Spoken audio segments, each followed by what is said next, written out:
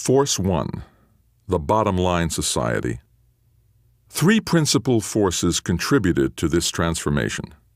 One force, of course, was societal change, characterized in the first chapter as the shifting of our worship from the towers of the cathedral to the towers of commerce, and the development of a bottom-line society.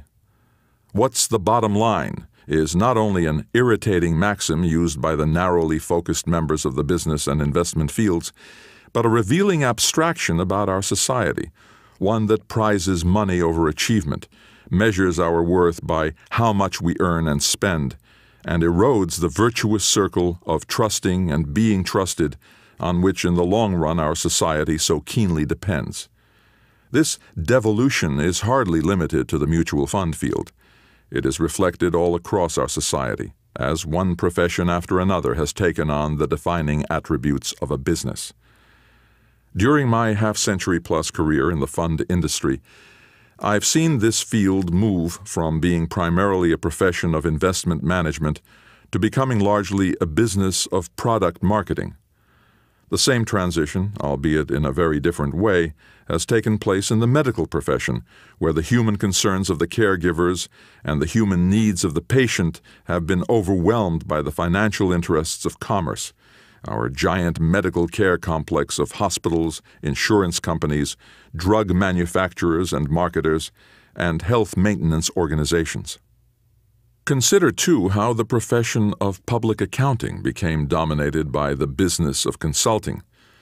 Think about the increasing dominance of state publishing over church editorial in journalism, as well as about the rise of commercialism in law and architecture that has eroded traditional standards of conduct.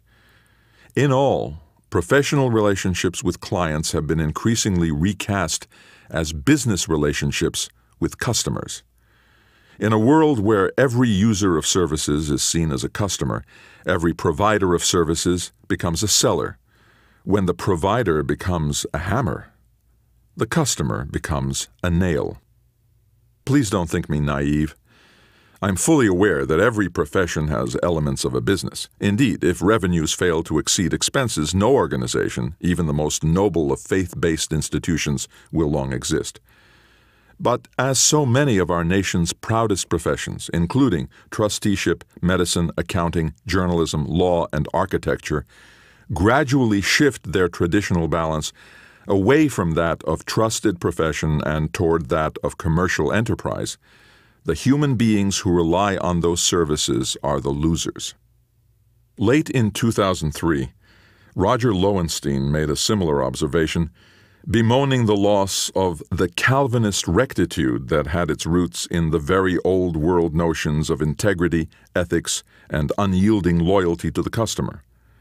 America's professions, he wrote, have become crassly commercial, with accounting firms sponsoring golf tournaments, and he might have added mutual fund managers not only doing the same thing but buying naming rights to stadiums as well.